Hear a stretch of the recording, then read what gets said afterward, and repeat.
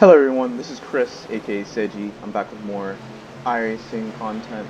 We have an iRacing tutorial for you guys today. This one will be on making passes and racing around other people. Once you are comfortable running by yourself on these various racetracks that the series go to, you want to be able to familiarize yourself with how to race others. Driving with 20 to 30 other cars on the track is completely different than just driving by yourself, and you need to adjust for that. And this video is going to talk about some of the terms and the techniques for getting around these racetracks and racing with other competitors. So, first, let's start. I'm going to skip to restart a little bit further on. And here we go, restart. You'll see these in races that actually do have cautions, and you'll have restarts where if there's a crash, then you'll bunch back up, you'll follow the pace car, maybe have a chance to pit, and then you'll continue racing afterwards. That is in C-class races and up, but you also see that in hosted races. Anyway, let's get back to the racing itself. First, let's talk about the terminology.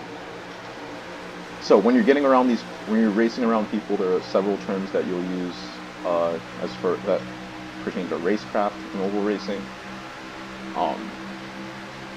The main one to understand in order to really understand my explanations in this video is setting up a pass and the forward momentum and being clear on someone. So, as an example, we're going to look at the car ahead of me right here. This 14. For a second, I may have been somewhat side by side with him, meaning that had he moved up, I could have hit him. As you notice, he's going to pass this 21 car, and he's clear of the 21 car. That means, as you can see, if he moves up, there's no one else up there for him to hit if he's clear. If you're clear, that means it's basically safe for you to return to your normal racing line. When you're side by side with someone you're not clear, and that's what your spotter is telling you, like someone's up high or down low, that means you're someone beside you. This if you're familiar with stock car racing or oval racing, then these are probably not new terms for you, but just in case you are not, I just wanted to explain that. Next, we're going to talk about setting up a pass.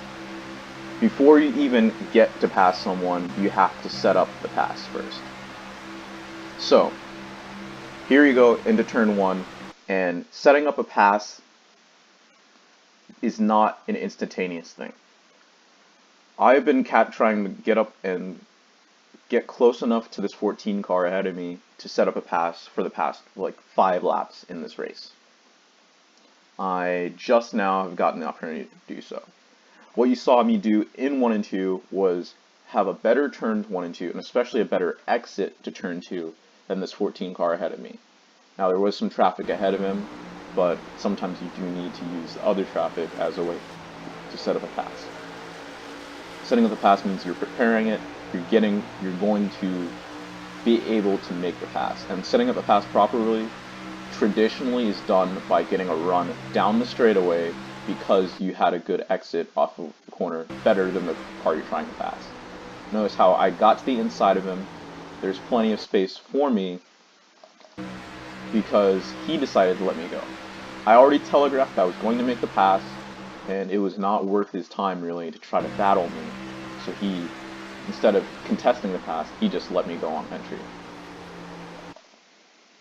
Again, what you do is that you get through one corner, and you want to just be faster down the straightaway following that one corner so you can pass them in the next turn.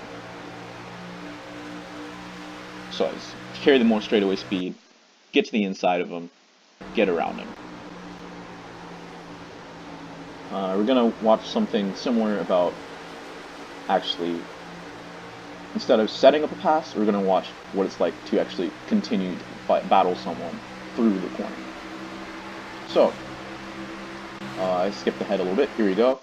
And here I am, and I'm on the inside of the two car. I'm running the preferred line. He's a lane above. Notice how we give each other space. I'm not the one sliding up into him. I acknowledge that he's there on the corner entry and on corner exit, meaning that I have to run lower and have a sharper turning radius throughout the entire corner. Notice how he's running wider, and he is also not on the preferred line, even though he can still have a pretty large turning radius.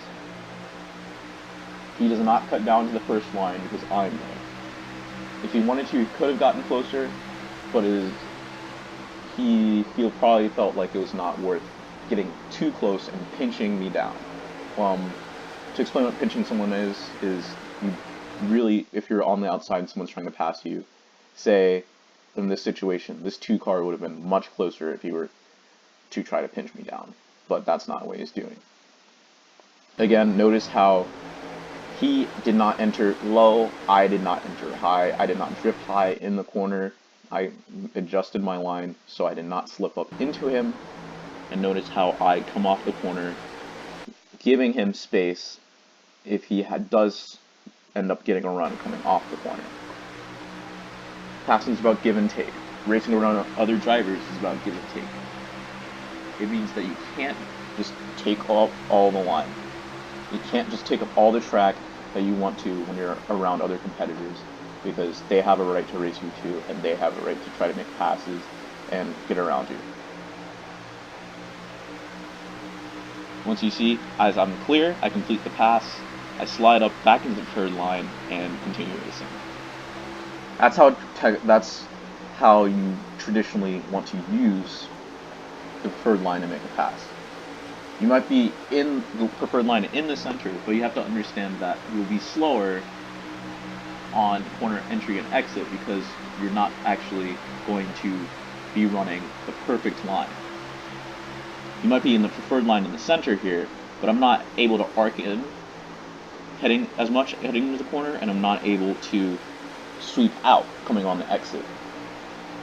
That's why generally you need to adjust your line, usually have a later apex coming out of the corner if you want to actually complete a pass without sliding up and wrecking somebody and ending your race.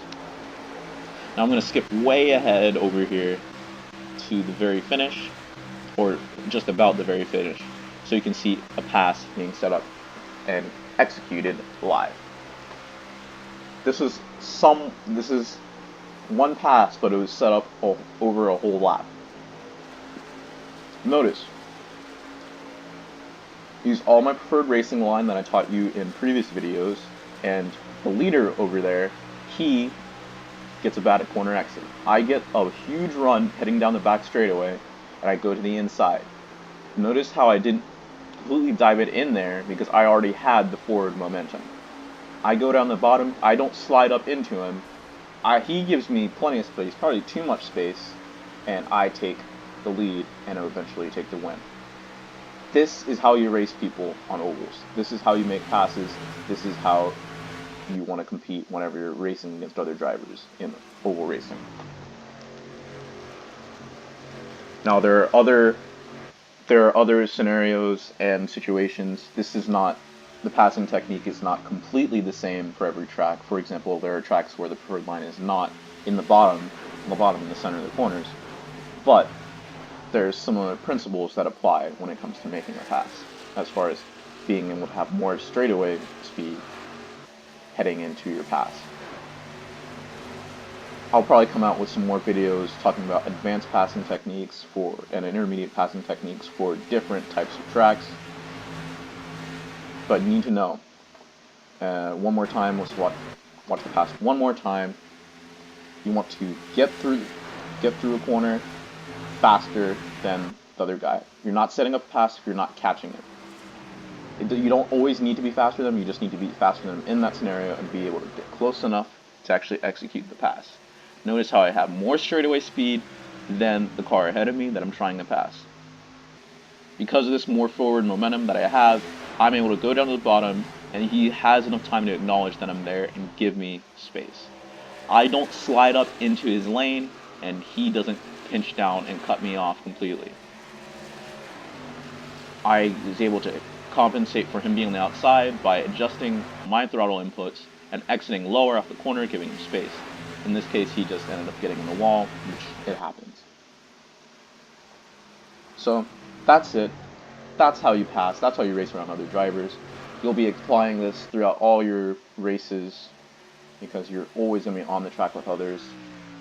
Optimally, you want to be in the lead and keep the lead without having to pass anyone, but that is not always the case.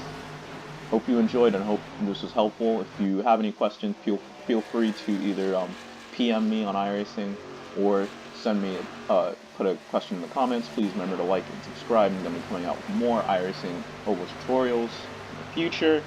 Just want to say thanks for watching and see you guys later. I'm Chris, aka Sadie.